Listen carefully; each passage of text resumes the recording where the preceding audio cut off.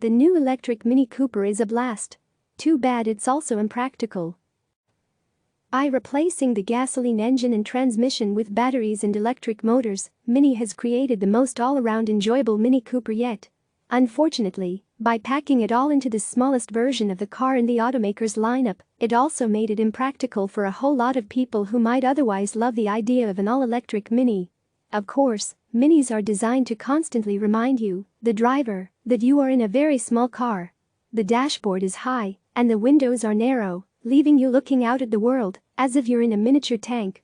For contrast, look at, or rather, out of, the even smaller Fiat 500, and get a panoramic view of the road ahead. Minis are fun to drive, though, and I usually enjoy them for a couple of days before that hemmed-in feeling starts to wear on me. With the electric Mini Cooper SE, though, I found that I just kept on enjoying it day after day. I credit a lot of that to the lack of engine noise. The Mini's optional 3- and 4-cylinder turbocharged engines have a decent sound to them, but being freed from an engine's roar altogether does a lot to make the car seem somehow roomier and more comfortable. It's certainly a nicer place to be for the long haul. The other cool thing about an electric motor is that it actually suits the Mini's personality so well. This car seems like it was meant to be electric. Electric motors provide instant pulling power from the moment they start spinning. That's why most electric cars don't need a transmission with more than one gear. Unlike gasoline engines, electric motors can pull hard at any speed. So the Mini Cooper SE feels properly jaunty, quick and responsive. The E in Mini Cooper SE stands for electric, of course, but the rest of the name is borrowed from the performance-oriented Mini Cooper S.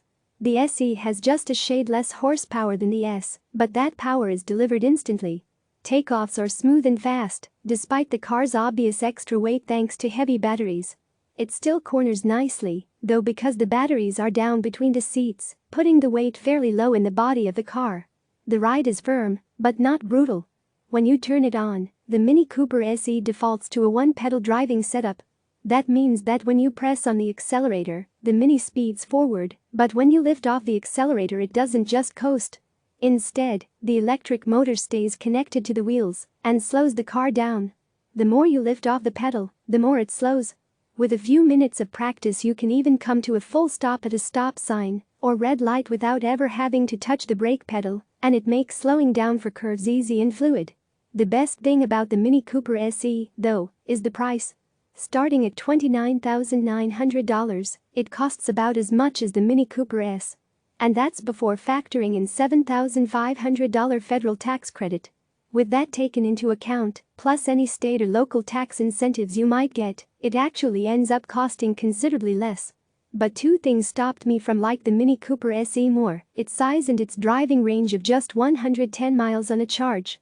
If the Mini Cooper SE had been designed from the outset as an EV, it might be more efficient in using its battery power. But instead, Mini's owners at BMW made the decision to adapt the basic design of the gasoline-fueled Mini for an electric car. That means the Cooper SE loses out on a lot of potential benefits that can come when engineers don't have to design a car around an engine and transmission. Designed from the start, electric cars with similarly sized battery packs, like the Nissan Leaf and Chevrolet Bolt EV, can go farther before needing to recharge. To be fair, though, the Leaf, in particular, is a snooze to drive compared to the fun and peppy Mini. Also, the Mini Cooper SE exists only in two-door form, making it the miniest Mini in the lineup. For most adult drivers this is, functionally speaking, a three-seat car.